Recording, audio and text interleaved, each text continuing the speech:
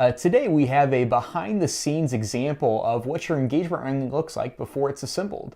There are multiple different parts that go into every single engagement ring, and there's some important terminology that you should be aware of. For example, the big circle that you put your finger in is commonly referred to as the shank. Most importantly, the bottom half of the ring is most commonly known as the shank.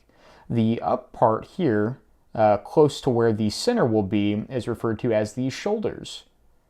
This particular area here is known as the head of the ring, and every engagement ring has a head. Also, every engagement ring has prongs. These are just standard prongs. This is a 4-prong head that commonly allows a lot of light to enter the diamond, but also is very classic and very durable.